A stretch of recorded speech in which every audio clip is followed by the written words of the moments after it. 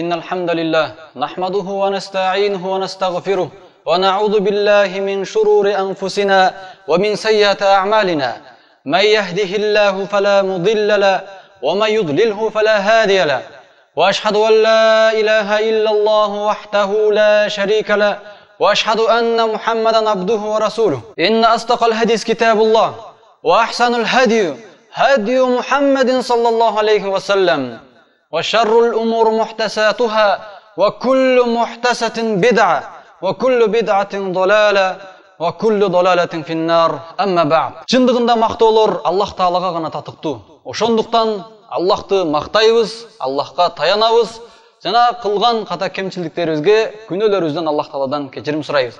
Аллах Таала кимди туура жолго салган болсо, аны эч бир адам адаштыра албайт. Эгерде Аллах Таала кимди адаштырып койгон болсо, аны эч бир адам туура жолго сала албайт. Мына ошондуктан Аллахтан башка илах жок деп көөлүк беребиз. Мухаммад саллаллаху алейхи ва саллям Аллахтын элчиси жана кулу деп көөлүк беребиз. Сөздөрдүн эң жакшысы Аллахтын сөзү, Куран. Жолдордун эң жакшысы Пайгамбар саллаллаху алейхи ва саллямдын жолу. Жана иштердин эң жаманы динге жаңылык киргизилгени. Жана ар бир жаңылык киргизилген нерсе бид'a. Жана ар бир бид'ат адашу, жана ар бир адашу тозокто. Аллах Таала ый Куранда Ниса сүрөсүндө يا أيها الناس اتقوا ربكم الذي خلقكم من نفس واحدة. Ey адамдар, силерди бир жандан жараткан Роббиңерден корккула. Wa khalaqa minha zawjaha. Жана ошол бир жан, бул адам ата. Адам атадан анын жубайы Хава эненди жаратты. Wa batha minhuma rijalan kathira wa nisaa. Жана адам ата менен Хава эне экөөсүнөн көптөгөн аял жана эркектерди жаратты. Аял жана эркектерди чыгарды. Бүт дүйнөдөгү адамдардын бардыгы адам ата менен Хава энеден таралган. Инналлаха кана алейкум ракиба. Чындыгында Аллах Таала силерди көрүп, билип туручу. Я айюхаллазина аману тақуллаха ва кулу каулан садида. Эй Аллахка иман келтиргендер, Аллахтан корккула жана акыйкатты гана сүйлөгүлө. Юслих лакум а'малакум. Эгер Аллахтан коркуп акыйкатты сүйлөсөңөр, Аллах Таала силердин абалыңарды оңдойт. Ва ягфир лакум зунубакум. Жана силердин күнөөңөрдү кечирет. Ва ман юти'иллаха ва расулаху фақад фаза фаузан азима. Кимде ким Аллахка жана анын элчисине баш ийсе, ага итаат кылса, анда ал өтө чоң ийгиликтерге жетет. Иншалла бүгүн ыйык жума күнүндө бүгүнкү хутбабыз Аллах үчүн эмне кылдың? Маза каддамта ли динилла. Аллахтын дини үчүн эмне кылдың? Аллахтын дини, Аллах Тааланын дини, ислам дини үчүн эмне иштерди кылдың? Ошол жөнүндө иншалла сүйлөшөбүз. Барыңыздарга белгилүү болгондой эле, ислам дини Аллахтын жерге түшүргөн дини сырткы көрүнүштөргө эле чектелген эмес. Намаз окуу, ороза кармоо, ажылык кылуу, хижаб кийүү, аялдар, эркектер сакал коюу, ушул нерселерге эле чектелген эмес. Бул сырткы нерсе, исламдагы нерсе. Бирок чыныгы ислам, пайгамбар жеткирип келген ислам, бул бүт дүйнөгө тараш керек. Аллах Таала Куранда Тауба сүрөсүнүн 33-аятында Хуаллази арсала расулаху бил худа ва динил хак. Аллах Таала өзүнүн элчисин туура жол менен, акыйкат дин менен жөнөттү. Лiyudhirahu ala din kullihi walau karihal mushrikun. Мушрик кафирлар жаман көрсө дагы бүт диндердин жалган экендигин тастыктап, ааламга таратыш үчүн жөнөттү пайгамбар саллаллаху алейхи вассалам. Бул дин биз ислам деп жүргөн, биз мусулманбыз деп карманып жүргөн ислам бүт дүйнөгө жетиш керек. Муну ошондуктан бул дин жиберилди. Жөнөкөй эле өзүң эле намаз окуп, ороза кармап, арам ишти таштап, адал иштерди кылып, өзүң менен өзүң карманып жүрө турган дин эмес. Антип өзү менен өзү карманып жүргөн дин бизге чейинки келген пайгамбарлардын үммөттөрүнө буйрук болгон. Ал эми бизге алып келген Мухаммад саллаллаху алейхи ва саллям алып келген дин бүт дүйнөгө тараш керек. Чындыгында алып карай турган болсок, азыркы күндө биздин үммөт акыйкат болгон ислам динин жеткирүүдө бир аз дем алып калды. Эгер ахлил батилдерди карай турган болсок, бузукуларды карай турган болсок, кафир мушриктерди карай турган болсок, күнү түнү тынбай өздөрүнүн батылдарын, бузукулуктарын таратууда тынбай кызмат кылууда. Эртели кеч уктабайт. Ал эми биз болсо исламдагы акыйкат болгон, ушул Аллах Тааланын жерге түшүргөн ыйык Куранын исламын жеткирүүдө көңүл кош болуп, жалыколук кылып жатабыз. Ошонун айынан биздин ислам тарабай жатат. биздин исламды карманган мусулмандардын баркы төмөн болуп жатат. Бунун жекече бир себеби динге кызмат аз болуп жатат. Ошондуктан маза каддамта ли динилла, сен Аллахтын динине сен эмне ишти кылдың? Аллахтын динине канчалык кызмат кыла алдың? Башка батыл элдер жанагы айттык. Эртели кеч бул динди бузганга, исламды карматпай бузуку жашаганга адамдарга таратып, жан далбастап аракет кылып атат. Аллах Таала Куранда Анфал сүрөсүнүн 36-аятында «Инналлазина кафару юнфикуна амвалахум лиясудду ан сабилилlah». Чындыгында кафырлар өздөрүнүн мал дүйнөсүн Аллахтын жолунан тосууга, адамдарды Аллахтын жолунан тосууга сарпташат. Алар эртели кеч бүт байлыгын, убактысын, күч-кубатын Аллахтын дини исламдан тосуганга аракет кылып жатышат. Муну барыбыз көрүп турабыз. Телевидениядан, интернеттен, көчөдөн бассак турсак, бүт бузукунун баарын аткарганга жол ачык. Ал эми акыйкат дин болгон, дүйнөлүк дин болгон исламды тосуу. Ошондуктан сен, урматтуу бир тууганым, акыйкатты билген, динди карманган, сен бул динди элдерге жеткирбесең, сен бул динди адамдарга жеткирбесең, ким жеткирет? Бул динди ар бир адам жеткириши керек. Жалкоолонуп отуруш бизге жарашпайт. Анткени бизге жарашпайт, бизге буйрулган эмес. Кимде-ким жалкоолонуп отура турган болсо, анда пайгамбар алып келген чыныгы динди карманбаптыр. Чындыгында айтканда өтө адамдын боору ача турган деңгээлде турабыз. Биз өзүбүздүн динибизге кызмат кылбастан жалкоолонуп отурабыз. Өтө жалкоолонуп отурабыз. Умар радыйаллаху анху айткан: "Мен бузуку адамдардын тынбаганына, бузуку адамдын бузукулугун таратууда тынбаганына жана акыйкат жолдо жүргөндөрдүн жалкоолугуна, көңүл коштугуна аябай таң калам" деген. Акыйкатта ушундай таң кала турган нерсе болот. Бузукулар тынбайт, эртели кеч аракет кылат бузукулугун таратканга. Ал эми акыйкатта жүргөндөр эмнегедир жалкообуз. Эмнегедир өзүбүздүн акыйкат жолдо экендигибизин билип туруп, же шектенебизби, же кандай өзүбүздүн динибизди башкаларга жеткирүүдөн биз негедир өзүбүздү алсыздыкты сезип жатабыз. Ошондуктан мен кайра айтайм, бул хутба эскертүү хутба, баштан аягына чейин иншаллах эскертүү болот. Мен кайра айтам, сен Аллахтын дини болгон ислам үчүн эмне иш кылдың? Бул дин үчүн Адам алейхиссалам бүт өмүрүн берген. 960 жыл жашаса, ошол өмүрүн бүт бардыгын жер жүзүндө жашаганда ушул динге берген.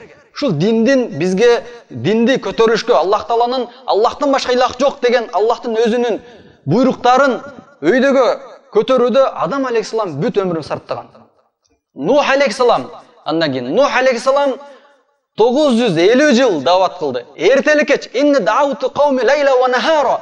Мен коомду эртели кеч дават кылдым. Нух алейхиссалам жумушка башка кой эртели кеч саардан баштап кечке чейин 950 жыл өзүнүн коомун дават кылган. Бул исламга ушунчалык кызматтар кылган Нух алейхиссалам. Бул ислам динине кызмат кылам деп Ибрахим алейхиссалам отко ыргытылган. Коому кабыл албастан отко ыргыткан. Исмаил алейхиссалам ушул дин үчүн бычактын астында курмандык болуш үчүн жаткан.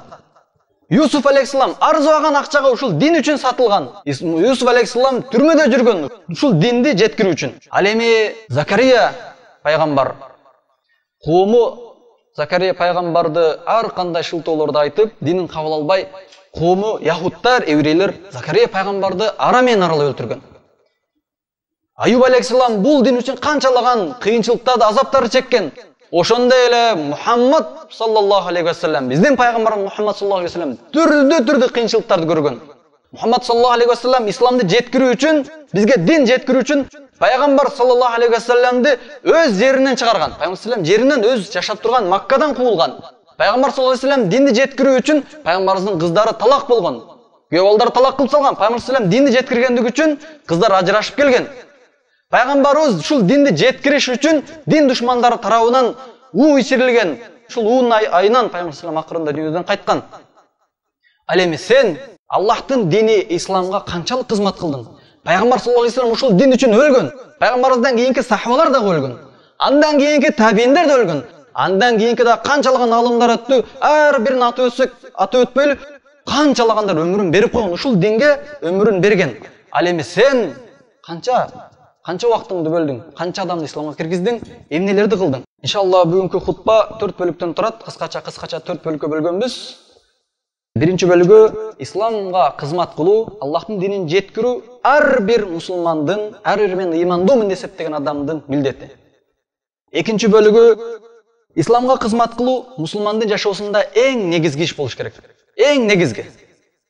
Ал эми хутбанын 3-чү бөлүгү исламга кызмат кылуудан качып, ар түрдүү шылтоолорду, айламалдарды айткан, булар эки жүздүүлөрдүн, коркоктордун, яхуди еврейлердин аткарган сыпаттарынан, алардын сыпаттарынан. Кимде ким динге кызмат кылбай, ар түрдүү айламалдарды кылып, шылтоолорду айта турган болсо, мына ушул эки жүздүүлөрдүн шылтоосу.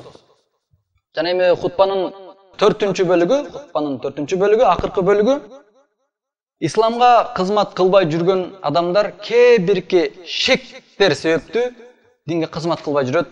Балким алар билбестигинен же болбосо көңүл коштугунан алардын ар биринин шектери жана ошол шектерге шарияттан жооптор иншалла. Хутбанын 1-чи бөлүгү Аллахтын дини исламга, акыйкат дин болгон исламга даават кылуу ар бир мусулмандын мойнундагы милдет. Пайгамбар саллаллаху алейхи ва саллям эң биринчи алган буйруктарынын бири, билесиздер, биринчи пайгамбар саллаллаху алейхи ва саллям пайгамбар болгон, андан кийин элчи. Аллах Таала ыйык Куранда Муддассир сүрөсүндө пайгамбар саллаллаху алейхи ва саллямга "Кум фаангдир, я айюхал муддассир, кум фаангдир", кийимин оронуп жаткан адам, тур, жана адамдарды эскерткин деген. Пайгамбар саллаллаху алейхи ва саллям Аллах Таала, Аллах субханаху ва таала түздөн түз тургундагы адамдарды эскерткин деп. Пайгамбарга айтылган буйрук ар бир үммөткө тиешелүү. Биздин ар бирибизге тиешелүү. Тургун Аллахтын динине кызмат кыл. Тургун Аллахтын динине кызмат кылгын. Анткени Аллах Таала ыйык Куранда Юсуф сүрөсүнүн 108-чи аятында "Кул хазихи сабили ад'у илаллахи ала басиратин ана ва ман иттабаани" деген. Аяттын мааниси айткын, бул менин жолум. Мен жана мага ээрчигендер далилдердин негизинде Аллахка чакырабыз деп. Аятта мен далилдердин негизинде Аллахка чакырам деп айткын деп айтат. Мен жана мага ээрчигендер далилдердин негизинде Аллахка чакырабыз дейт. Урматтуу бир туугандар, ушул аяттан билебиз, бул жол биздин жолубуз. Бул жол пайгамбар Мухаммад саллаллаху алейхи ва салламдын жолу. Жана пайгамбар саллаллаху алейхи ва саллям мен жана мага ээрчигендер далилдердин негизинде чакырабыз деп пайгамбар саллаллаху алейхи ва саллям бизди кошуп атат. Ошондуктан бул даават ар бирибиздин милдетибиз. Ушул исламды, акыйкат динди эң жакшы түшүнгөн билесиздер кимдер? Сахабалар, андан кийинки табииндер жана илим ээлери. Ошол сахабалардан, пайгамбарлардан кийинки эң биринчи, пайгамбардан кийинки жер жүзүнө кадам койгон эң жакшы адам Абу Бакр Сыддык. Эң биринчи исламды кабыл алган күн эле пайгамбар саллаллаху алейхи ва саллям аны даават кылып исламга киргизгенден кийин эле ошол күнү чыгып туруп эле дааваттан башташты. Элдерге ушул исламды жеткирип баштады. Анткени Абу Бакр Сыддык радыйаллаху анху бул милдетти өзү сезген болчу. Бул динди жеткирүү менин милдетим, ар бир мусулман адамдын милдети деп Абу Бакр Сыддык билген болчу. Ошол эле күнү 6 адамды исламга киргизген. 6 адамды бир эле күнү. Абу Бакр Сыддык айткан жок. Иншалла эми мусулман болдум, эртең же бүрсү күнү дааватты баштайм. Же сезон бүтсүн, бошогондо баштайм. Же болбосо бир шанстар келсин, баштайм дебей, ошол эле күнү чыгып барып даават кылган. Абу Зар радыйаллаху анху өзүнүн коомунан келип, пайгамбар саллаллаху алейхи ва салламга келип, жолугуп, исламды кабыл алары менен бул динди жеткирүү керек деп Макка мушриктерине барып дааватын баштаган. Ал убакта ислам жаң келип аткан учурда мусулмандар өтө алсыз болчу. Макка антип дааватты көтөрө албайт эле, бирок Абу Зар радыйаллаху анху чыгып туруп, мушриктерге коркпостон даават кылып баштады. Мушриктер топтолушуп, ортого алып, ур токмок алып баштаганда, пайгамбар саллаллаху алейхи ва салламдын абасы, ал убакта исламга кирелек болчу, Аббас алып калды. Алып койгула, бул сырттан келген адам деп алып калды.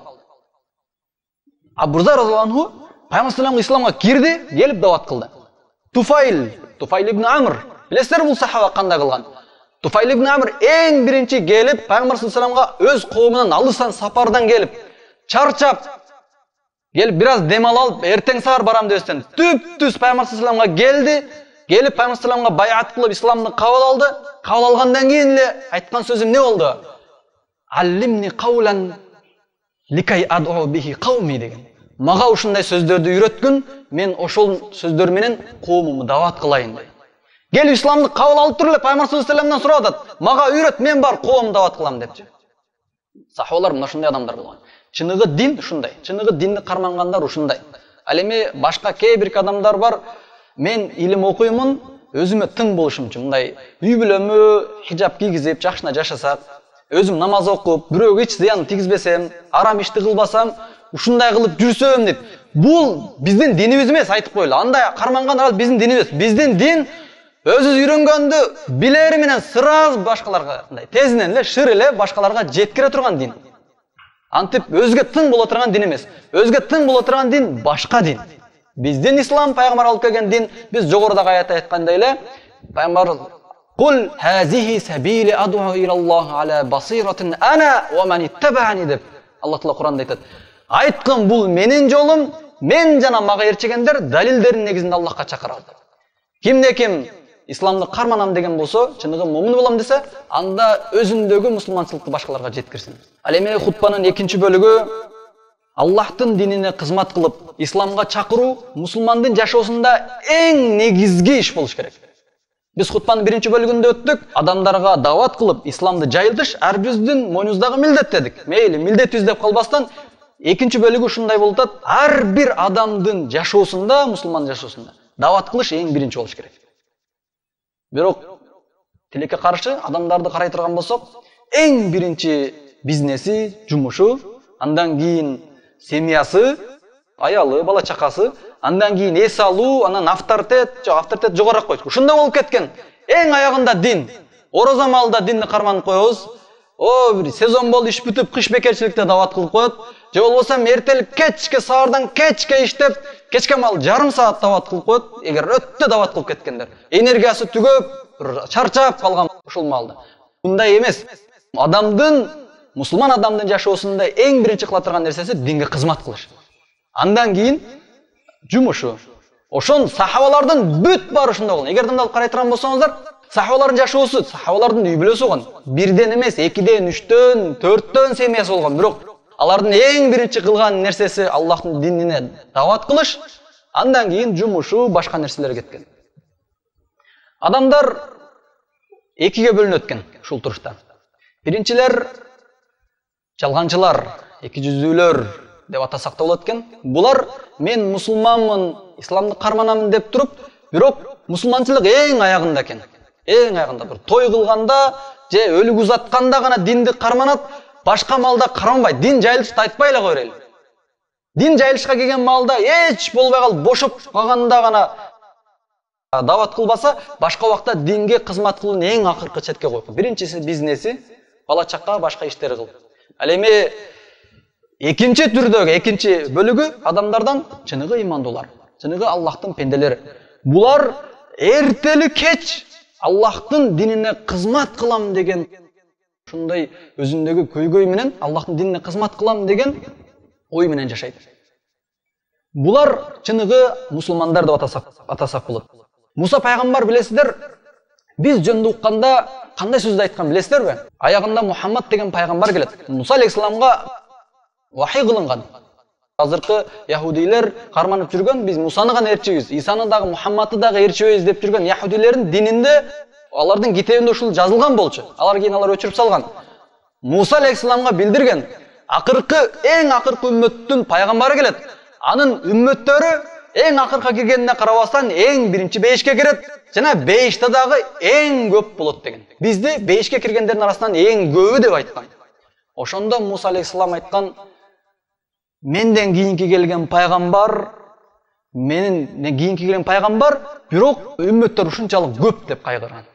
Ал Муса пайгамбар көрө албастыктан ушул сөздү айтты ойлойсуздарбы? Жок.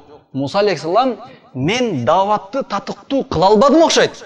Элге даватты жеткире албадым окшойт. Ошондуктан менин үммөтүм азыраак болуп калды деп кайгырган. Бейишке кире тургандардан азыраак болот экен деп ошого кайгырган. Чыныгы имандуу адам ушундай болот. Эртеден кечке дават кылса дагы ойлойт, мен татыктуу дават кыла албай калдым окшойт. Аллах Таала кабыл кылсын, бирок мен да азыраак укташым керек, көбүрөөк кыймылдашым керек, жалкоолукту ташташым керек деп кызмат кылат чыныгы имандуулар. Ал эми анын тетирисиндеги болгон адамдар бир-эки адамды дават кылып коюп, өздөрүнчө авторитет кармайт, элдин арасында өзүн чоң, бирдүү адам сезет, анча-мынча адамдар теңсинбей калышы мүмкүн. Бирок бул чыныгы имандуу деп аталбайт. Чыныгы имандуу Аллах Таала сүйгөн пенделер булар эртели кеч Аллахтын динине кызмат кылса дагы өзүнүн кылган ишин аз санайт. Жакшы жеткиликтүү кыла албадым окшойт деп. Себеби Муса пайгамбар мына ошентип кайгырган. Ар бир адам ушуну сезиш керек. Мен канча дават кылсам дагы жеткиликтүү кыла албай атам деп. Себеби пайгамбар саллаллаху алейхи вассалам өз сөзүндө айткан, Сахих Муслимде келген: "Ман ра'a минкум мункаран фалюгайирху бияди." Кимде ким жаман күнөө ишти көргөн болсо, аны колу менен кайтарсын. Фа иллам ястатифа билисани. Эгерде колу менен кайтарганга кудурети жетпесе, анда тили менен кайтарсын. Фа иллам ястатифа би калби. Эгерде тили менен да кайтара албай калган болсо, анда жүрөгү менен жаман көрсүн. Ва залика ад'афул иман. Мына ушул эң имандын эң төмөн даражасы деген. Ман ра'a. Ким илимдүү адам көрсө дагы, илимсиз адам көрсө дагы, бай адам көрсө дагы, кедей адам көрсө дагы, жаман күнөөнү көрсө кайтарсын колу менен. Колу менен кайтарган кудурети жетпесе, кана тили менен кайтарсын. Ошондо соо болот. Тили менен да кайтара албаса, эч болсо жүрөгүнөн жаман көрсүн, соо болот. Ошол нерсе буйрулган. Фал югайирху деп Куранда келди. Фал югайирху деген буйрук менен өзгөртсүн деген буйрук. Пайгамбар саллаллаху алейхи вассалам бул жерде буйруп атат. Бул динге кызмат кылуу адамдын эң негизги ишин деп билген адам чыныгы имандуу болот деп айтты. Эме биз буну жөн айтпайбыз. Сөзсүз мурдагы чыныгы имандуу болгон адамдар бизге өрнөк болгон Умар радиллаху анху, Абу Бакр Сиддик радиллаху анху, Али радиллаху анху, Усман радиллаху анху, бардык сахабалардын, Пайгамбар салламдын убагында пайгамбардын сабагын алып жүргөн адамдардын жашоосунан бир сыра көрүп айтабыз. Демек, ушулар чыныгы динди, Куран, хадисте айтылган динди ушулар карманган экен деп. Мисалы Умар радиллаху анху айта турган болсок, Умар радиллаху анху билесиздер. Умар радиллаху анху деп угулганда адилеттүүлүк деген нерсе шыр эле эске келет. Ал эми адилеттүүлүк деген сөз угулган болсо, шыр эле Умар радиллаху анху эске келет. Себеби Умар радиллаху анху ушунчалык адилеттүүлүктүн жеткен чегине жеткирген. Умар радиллаху анхуну ар дайым эстегенде биз адилеттүү деп эстейбиз. Умар радиллаху анху халифа болуп турган кезинде, мусулмандардын амири болуп турган кезинде, Байтул малга караштуу бир төө ооруп калат. Умар радиллаху анху мен ушул төөгө жоопкермин деп өзү, ал падыша, андан башка иши дагы өтө көп. Бирок ушул төөгө адамдар көңүл кош карап койбосун, ушул ооруган төө ооруп жаткан балда адамдар жакшыраак карабай койбосун деп өзү түнү менен кайра карап чыкты. Сахабалар Умар радиллаху анху биз карайбыз дегенде айтты, жок, мен кыяматта бул төө тууралуу жооп берем деген.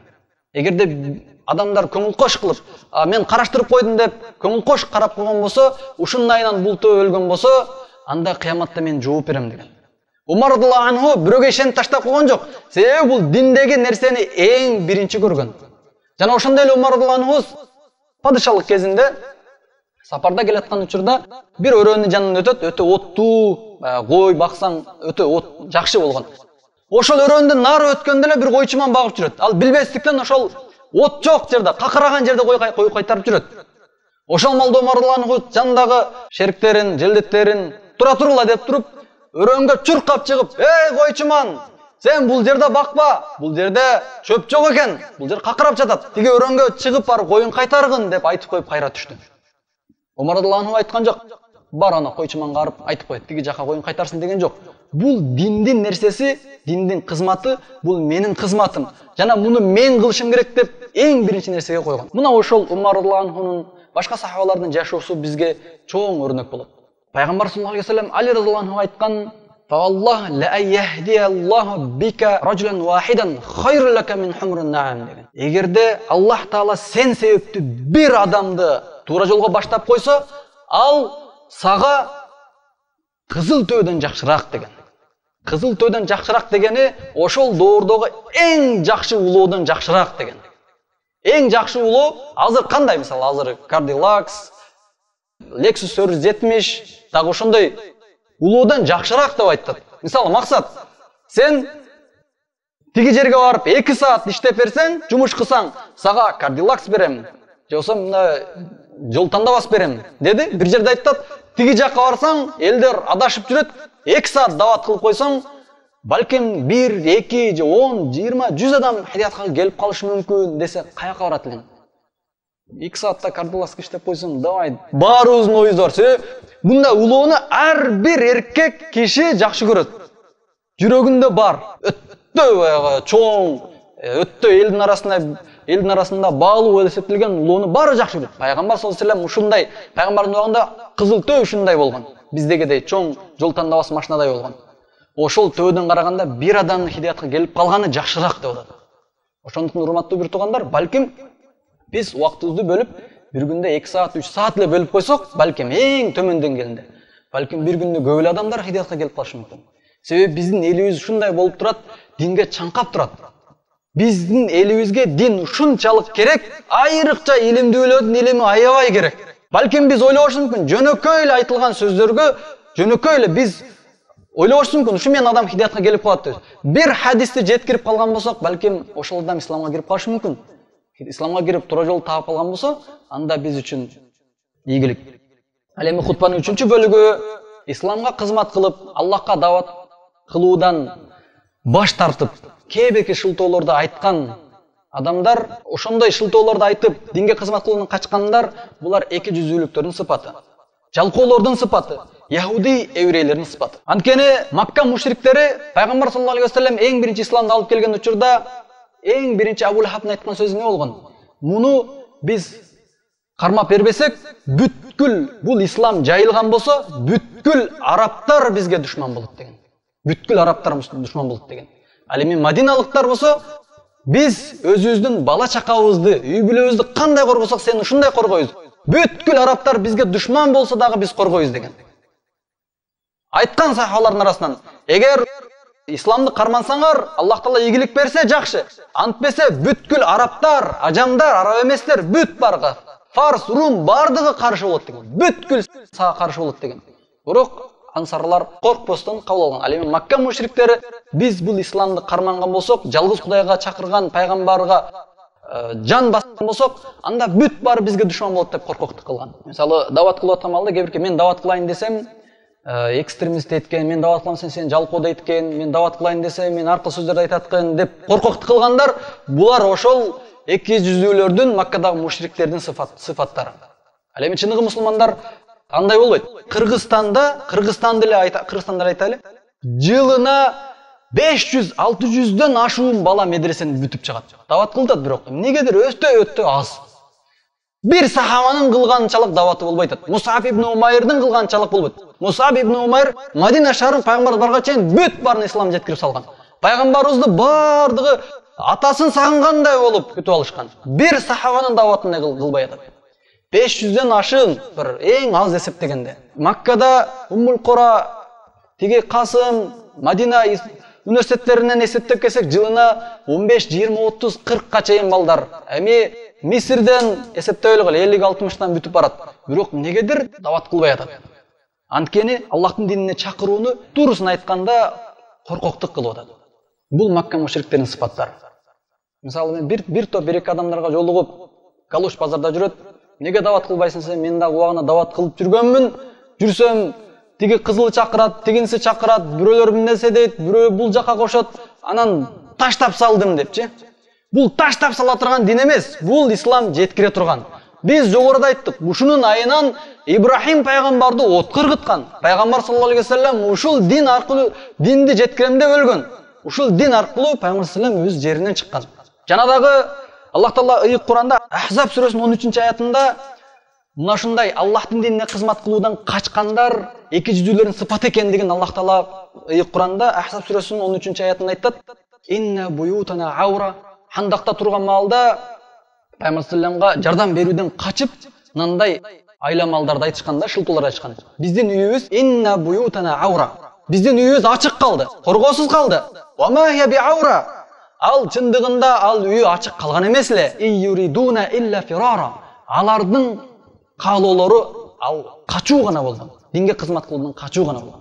Эки жүзүүлөр чындыгында ошентишкен. Биздин үйүбүз ачык калды, алар коргоосуз калды, бул жерде турсак болбойт, бизге уруксат бер деп бир-бирден топтолушуп жооп сурап кете берди. Пайгамбар саллаллаху алейхи алар эки жүзүүлөрдү жооп берген. Кеткен ошолорчу. Алардын бир тобучу. Мына ушундай ким Аллахтын динине кызмат кылуудан качкан болсо, бул эки жүзүүлүктөрдүн сыпаты. Ал эми хутбанын 4-бөлүгү, акыркы бөлүгү Кээ бирки мусулман бир туугандарыбыз динге кызмат кылуудан качып жүрөт. Жогоруда айткандай эле канчалаган илимдүү байкелерибиз бар. Эмелерди карапайым элди айтпай эле турайлы. Бирок ал деген сөз карапайым элге дин менети милдеттүү эмес. Ар бир адамга, бузуку жүргөн адамга дагы динди жеткириш, өз акыйкатта эмес болсо дагы мендей болбогула деп жеткиришке милдеттүү. Кээ бирки адамдар ушундай күмөндөр бар. Мен динге кызмат кылбай эле кое берейин, менден башкалар да кылат деген күмөндөр бар. Аларды бир-бирден айтабыз. Биринчиси, мен кылбасам деле башкалар кыла берет эми. Бир эле мен дават кылбай койсом, ислам дини тарабай калабы эми деген ойлор бар. Сен дават кыл. Аллах Таала сенин Куранда мындай деп атат: "Кунтум хайру умматин ухрижат лин-нас, та'муруна бил-ма'руф ва танхауна мункар" деп Куранда айткан. Силер үммөттүн эң жакшысы болдуңар, анткени силер жакшылыкка чакырып, жамандыктан кайтарасыңар деген. Пайгамбар саллаллаху алейхи ва саллям "Ман ра'a минкум фалюгайрху биядих" деген. Кимде ким күнөөнү көрсө, анда аны колу менен кайтарсын деген. Кайтарбайсыңбы десе, эми бир эле мен дават кылбай койсом эле дин көтөрүлбөй калабы? Калган толгон толтур адамдар бар го деп айтышат. Бирок биздин ислам ошол толгон толтур адамдардын арасынан дагы бир адам кылбаса дагы ошону жемелейт. Билесиздер, Табук казатында 10 миңдей аскерлердин арасынан 3 адам барбай калган, билесиздерби? 3өө барбай калган. Эч кандай себепсиз эле барбай калган. Жалкоолугунан, көңүл кошунан барбай калган. Аны Пайгамбар саллаллаху алейхи ва саллям жемелебеди беле? 10 миң аскердин арасынан 3өө барбай калгандыгы үчүн аны жемелеп, бүт Мадина элиндегилер салам бербей койгон. Пайгамбар саллаллаху алейхи ва саллям сүйлөшпөй койгон. Кийин Аллах Таалалардын тообасын кабыл кылган. Ошол 3 адамды жемелеген. Ошондуктан мына ушундай түшүнүктө жүргөн адамдарга мен ушунча адамдардын арасынан мени Аллах Таала азаптабаса керек деген күмөндөргө ушул хадистагы жооп болот. Сени жемелейт. Бүт эл дават кылбай койсо, сен дават кылышың керек. Сен кыяматта жооп бересиң. Себеби ар бир адам өзү үчүн жооп берет кыяматта. Ал эми экинчи шек күмөндөр, адамдар айтышат: "Мен хутба кыла албайм, мен сабак бере албайм, менде илим жок" дейт. Менен бир карапайым болсом, кантип дават кылам деп, ошондуктан даватты кылбай жүрө берет. Элдерди акыйкатка чыгарбайт. Урматтуу бир тууганым, Аллахтын динине кызмат кылуу ушул эки нерсеге чектелген эмес, хутба кылып, сабак бергенгече. Жөнөкөй көчө шыпырып жүргөн адам дагы жума күнү мечиттин алдын жакшы кылып шыпырып койгон болсо, мечитте хутба кылган имамдын соондай эле соо алат. Экөөнүн жүрөгүндө ыхласына карап алат. Ал дагы динге кызмат кылыш болду, убактысын бөлдү.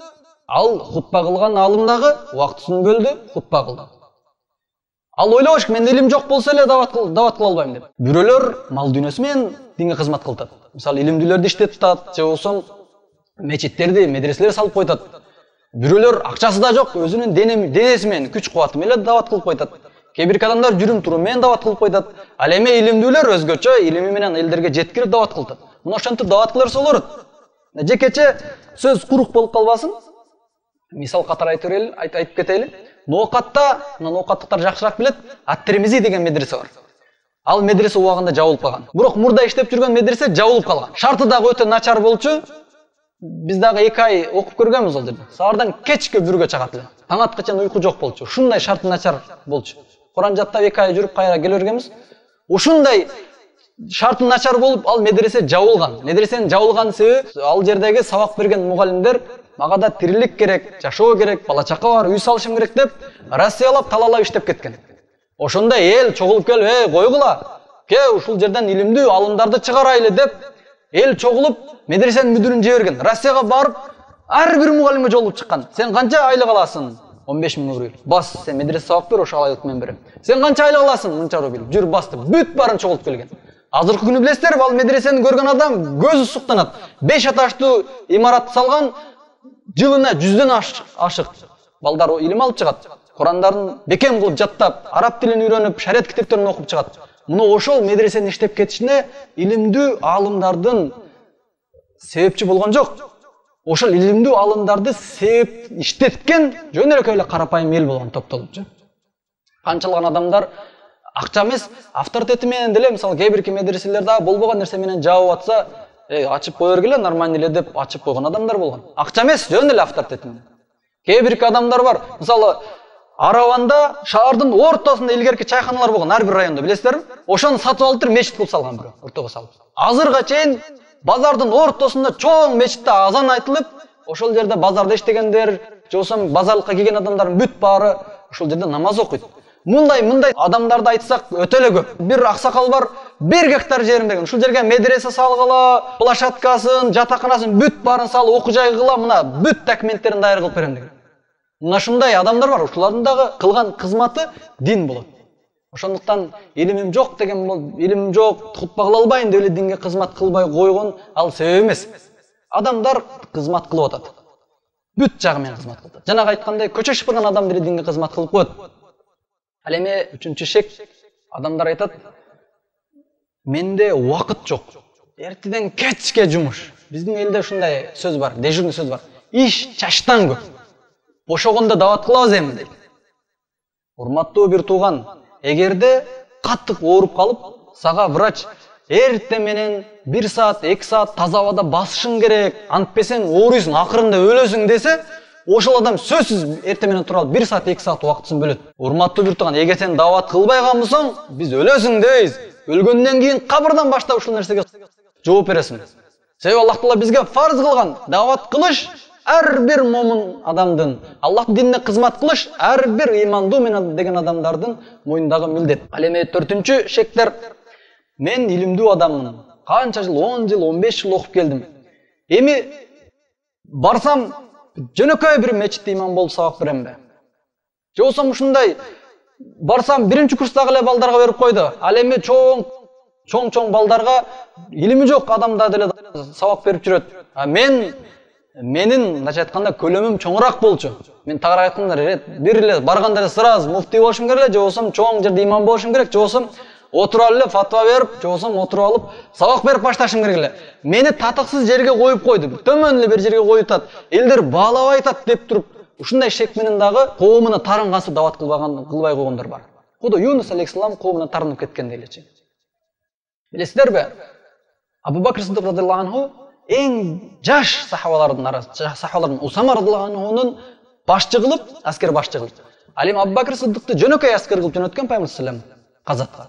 Ал жөнөкөй аскер болуп Усама радыйаллаху анхунун айтканын кылып эле жүргөн. Усама радыйаллаху анху ошол маалда 20 жаштын жетпеген сахаба болгон. Ошол баарына буйрук берип, ошол маалда Абу Бакр, Умар, ошол чоң сахабалар дагы айтканын кылып жүргөн. Ошондуктан динге кызмат кылууда эч антип төмөн жерге жогору келдиң айтпаш керек. Бул текеберлик деп коет. Бул текеберлик шариатта чоң күнөөлөрдүн бири, шайтандын сыфаттарынан.